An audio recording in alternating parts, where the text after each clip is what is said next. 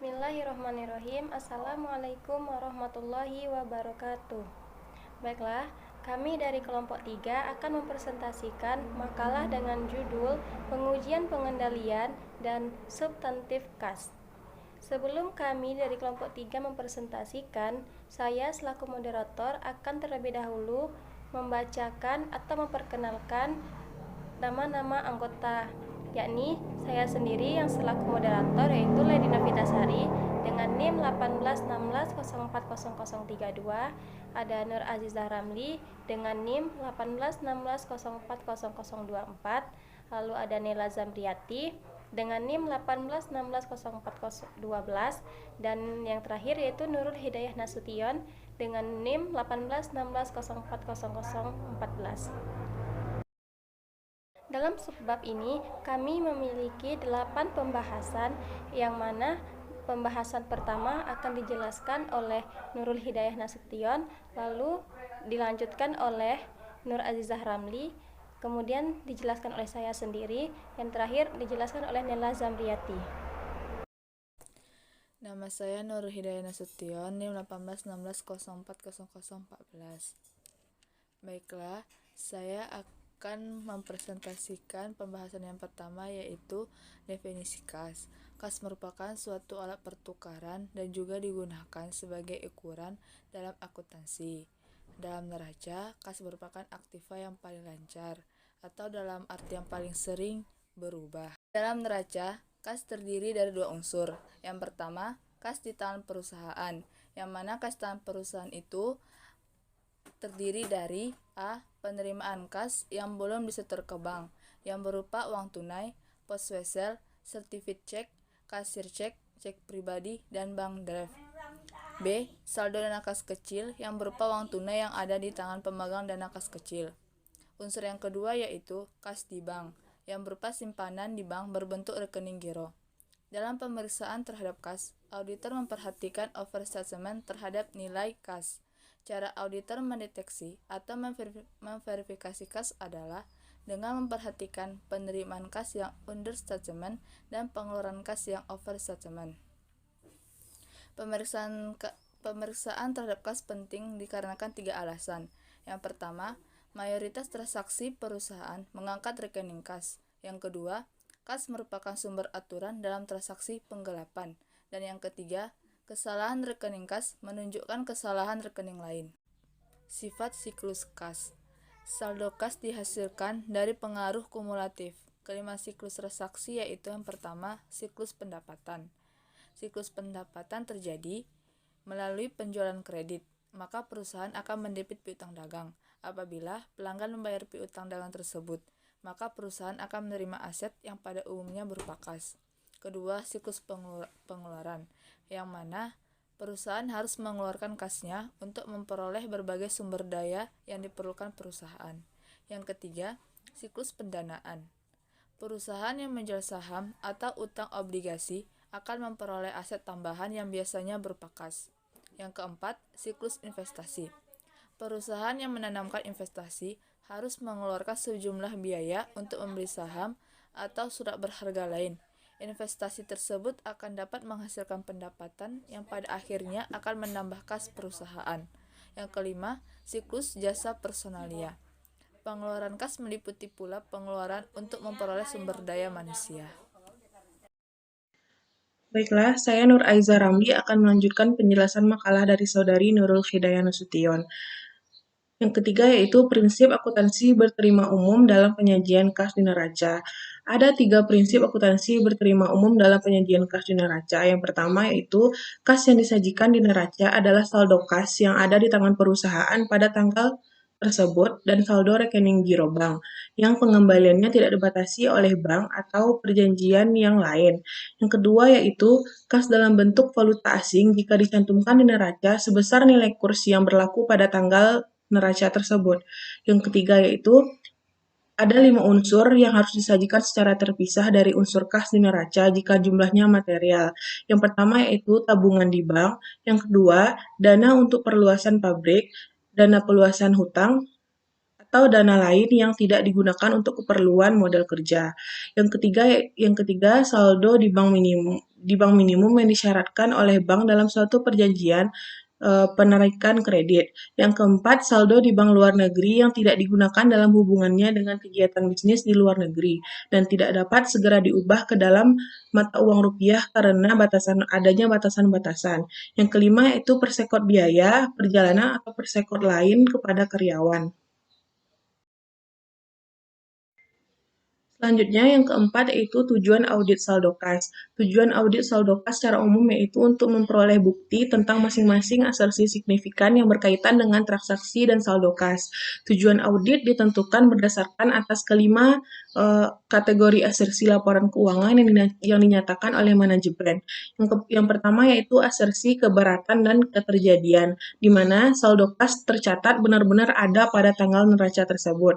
Yang kedua yaitu asersi kelengkapan, di mana saldo kas tercatat meliputi pengaruh semua transaksi kas yang telah terjadi, dan transfer kas antar bank pada akhir tahun telah dicatat pada periode yang tepat. Yang ketiga yaitu asersi hak dan kewajiban, di mana klien mempunyai hak legal atas seluruh saldo kas yang tampak pada tanggal neraca. Yang keempat, asersi penilaian dan pengalokasian, di mana saldo kas tercatat dapat direalisasi pada jumlah yang dinyatakan dalam neraca dan sesuai dengan schedule pendukungnya. Yang kelima yaitu asersi pelaporan dan pengungkapan, di mana saldo kas telah diidentifikasi dan dikelompokkan dengan tepat dalam neraca. Kemudian diidentifikasi dan pengungkapan yang tepat dan memadai telah dilakukan sehubungan dengan adanya pembatasan penggunaan kas tertentu.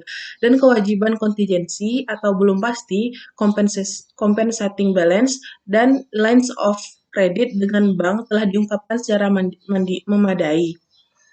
Compensating balance adalah saldo minimum yang harus disisihkan atau disimpan di bank apabila perusahaan meminjam uang pada bank tersebut. Dan lines of credit adalah berbagai ketentuan yang harus dijalankan. Misalnya, harus adanya penyisahan dana untuk compensating.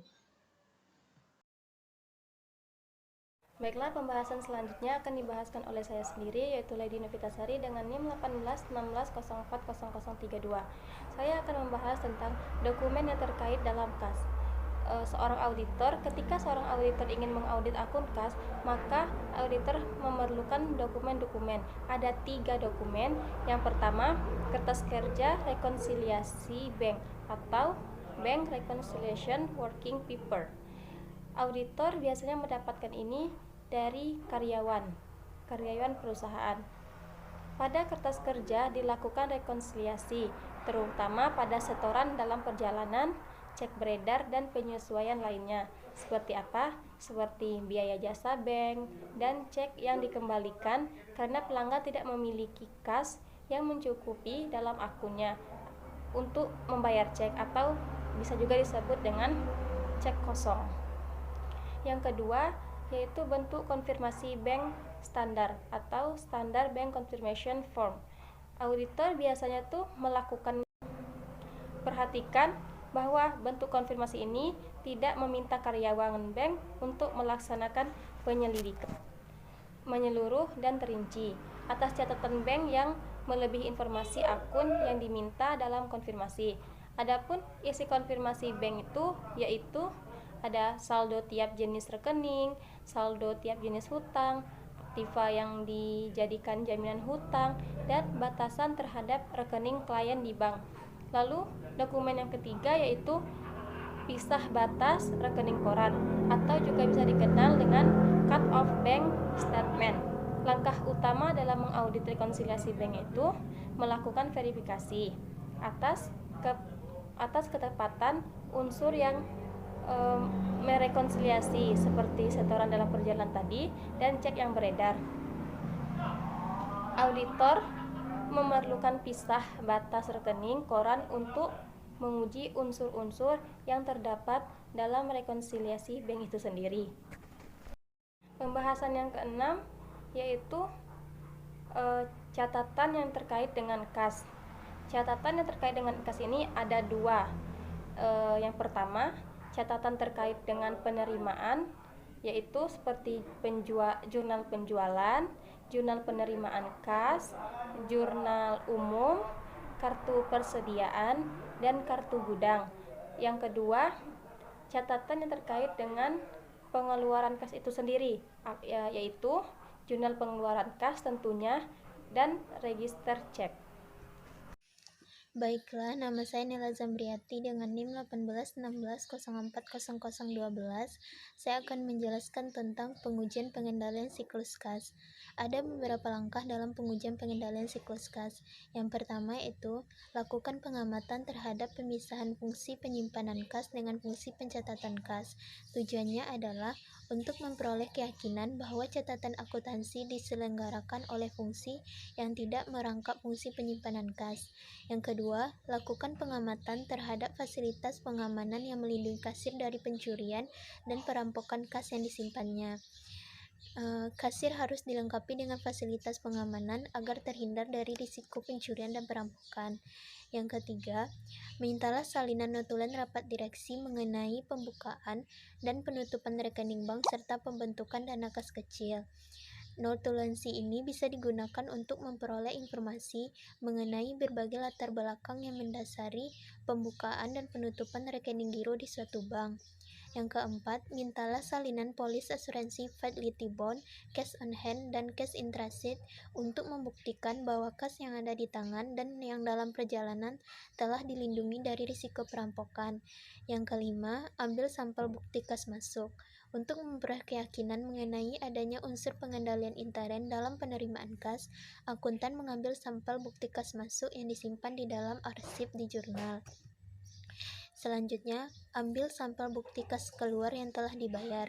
Prosedur pemeriksaan ini telah dilaksanakan oleh akuntan pada pengujian kepatuhan terhadap siklus pembelian. Langkah terakhir yaitu ambil berita secara perhitungan kas.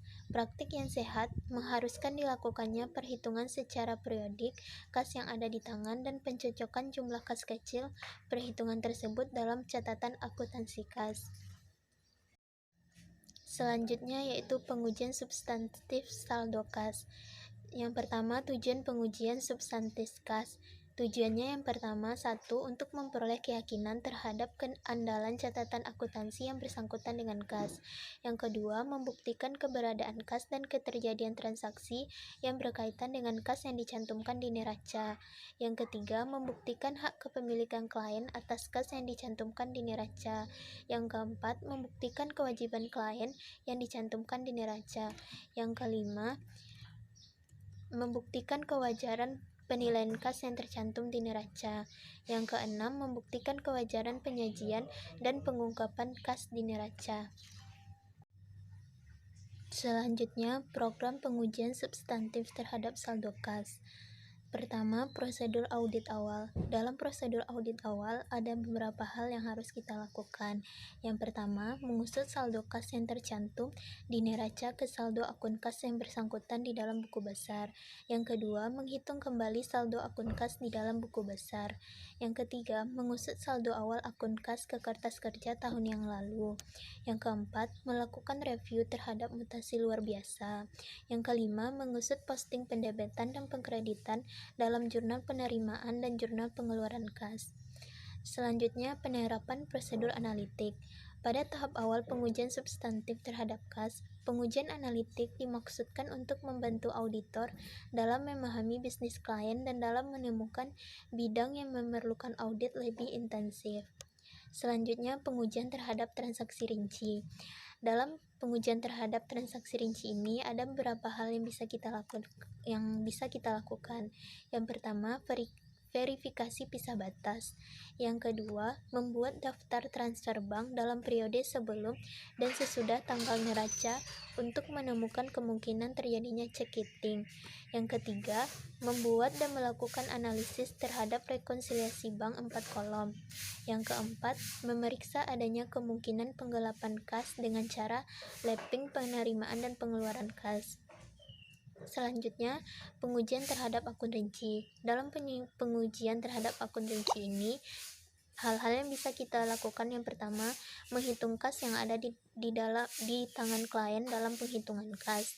Yang kedua, rekonsiliasi catatan kas klien dengan rekening koran bank yang bersangkutan. Yang ketiga, melakukan konfirmasi saldo kas di bank.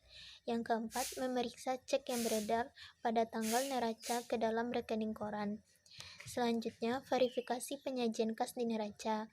Yang pertama, memeriksa jawaban konfirmasi dari bank mengenai batasan yang dikenakan terhadap pemakaian rekening tertentu klien di bank.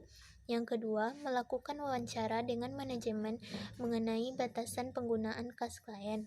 Informasi mengenai batasan atas penggunaan dana kas yang dibentuk oleh klien dapat diperoleh dari wawancara dengan manajer keuangan. Sekian dari presentasi dari kelompok 3. Semoga apa yang kami paparkan tadi dapat bermanfaat bagi saudara-saudara sekalian. Wal akhir, wabillahi taufiq wal hidayah. Wassalamualaikum warahmatullahi wabarakatuh.